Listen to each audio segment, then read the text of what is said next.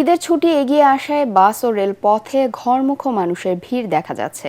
যাত্রীর চাপ বাড়ায় কমলাপুর রেল স্টেশন থেকে কিছুটা বিলম্বে ছেড়েছে কয়েকটি ট্রেন। তবে নির্ধারিত সময়েই এখনও ঢাকা ছাড়ছে দূরপাল্লার বাস।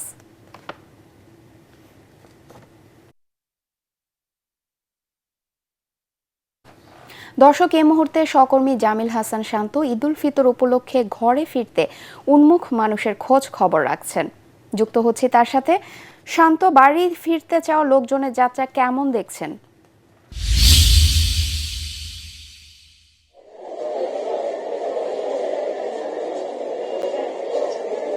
চিন্তিয়া, আমরা বর্তমানে অবস্থান করছি বিমানবন্দর স্টেশনে। আজ সকাল থেকেই কিন্তু এখানে অনেক মানুষের সমাগম, এখানে উৎসব মুখর পরিবেশ বিরাজ করছে। কমলাপুর স্টেশন থেকে শুরু করে বিমানবন্দর স্টেশন, আসলে মানুষের মুখে হাসি। তারা ঈদের আনন্দ ভাগাভাগি করতে তাদের আপনজনদের কাছে ছুটে যাচ্ছেন। তবে এবার প্রতিবারের মতো যে তারা হয়রানির শিকার হয়েছে সেগুলো কিন্তু এবার হচ্ছে না।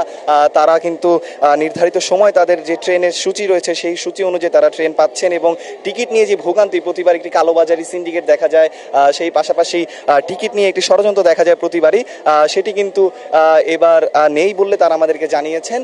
এখানে কিন্তু আইন শৃঙ্খলা বাহিনীর তৎপরতা রয়েছে ব্যাপকভাবে। টিকিট ব্যতীত কোনো যাত্রী কিন্তু প্ল্যাটফর্মে প্রবেশ করতে পারছেন না। সেই পাশাপাশি এখানে যারা আইন শৃঙ্খলা বাহিনী রয়েছে তারা কিন্তু প্রত্যেকটি যাত্রীর সেবায় নিয়োজিত রয়েছেন। সেই পাশাপাশি সকাল থেকে আমরা দেখেছি প্রত্যেকটি ট্রেনই কিন্তু শিডিউল মোতাবেক প্ল্যাটফর্মে এসেছেন, এবং শিডিউল অনুযায়ী কিন্তু ছেড়ে গিয়েছেন। আর বাসের কথা যদি একটু বলি, আমরা গাবতলী টার্মিনালে গিয়েছিলাম।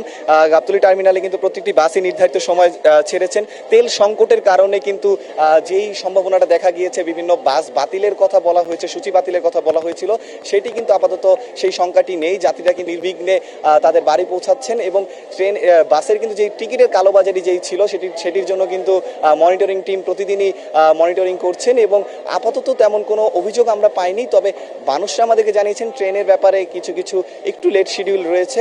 তবে রেল কর্তৃপক্ষরা জানিয়েছেন তারা সার্বিক সহযোগিতার জন্য, যাত্রীদের সহযোগিতার জন্য তারা সচেতন রয়েছেন, এবং এবার যাত্রীদের কোনো অভিযোগ তারা পেলে সেটির সাথে সাথেই কিন্তু তারা পর্যবেক্ষণ করছেন এবং সেটির বিরুদ্ধে তারা পদক্ষেপ নিচ্ছেন। চিন্তিয়া, এই ছিল আমার কাছে বিমানবন্দর রেল স্টেশন থেকে বাড়ি ফেরা মানুষদের সর্বশেষ পরিস্থিতি।